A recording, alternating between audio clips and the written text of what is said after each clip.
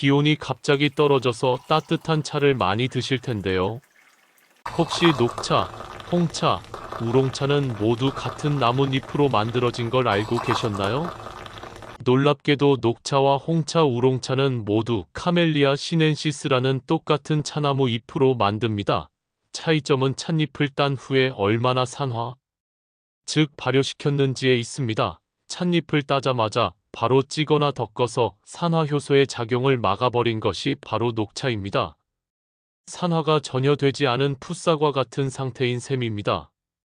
반면 잎을 완전히 산화시켜 붉은빛과 깊은 향을 낸 것이 홍차이고 그 중간쯤 산화시킨 것이 우롱차입니다.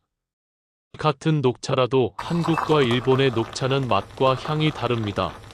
그 이유는 산화를 막는 첫 과정의 차이 때문입니다. 한국 녹차는 주로 뜨거운 솥에 찻잎을 덮는 덕금차 방식으로 만들어 구수한 누룽지 같은 향이 납니다. 반면 일본 녹차는 뜨거운 증기로 잎을 찌는 증제차 방식으로 만들어 신선한 풀향과 짙은 녹색을 띠게 됩니다. 녹차를 마실 때 우리가 저지르는 가장 흔하고 치명적인 실수는 바로 100도에 끓는 물을 그대로 붓는 것입니다. 이 순간 녹차는 몸에 좋은 보약에서 떫고 쓰기만 한 음료로 전락합니다. 뜨거운 물은 녹차의 쓴맛 성분인 카테킨과 탄닌을 과도하게 우려내고 비타민C 같은 열에 약한 영양소를 파괴해버립니다. 더 큰 문제는 우리가 반드시 얻어야 할 핵심 성분인 L테아닌의 추출을 방해한다는 점입니다. L테아닌은 녹차의 감칠맛을 내고 마음을 편안하게 하며 집중력을 높여주는 아주 특별한 아미노산입니다. 그런데 이 L테아닌은 70에서 80도의 다소 낮은 온도에서 가장 활발하게 우러나옵니다. 따라서 물을 끓인 후 5분 정도 식혀서 사용하십시오. 이 작은 습관 하나가 녹차의 맛과 효능을 완전히 다른 차원으로 끌어올릴 것입니다.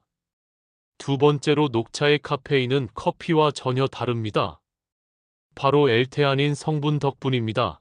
L테아닌은 뇌파 중 평온한 상태에서 나오는 알파파의 발생을 증가시켜 카페인의 날카로운 각성 효과를 부드럽게 감싸줍니다. 그래서 커피처럼 초조하거나 심장이 두근거리는 부작용 없이 맑고 또렷한 집중력, 즉 평온한 각성 상태를 만들어줍니다. 수천 년간 스님들이 수행할 때 녹차를 곁에 둔 이유가 바로 여기에 있습니다.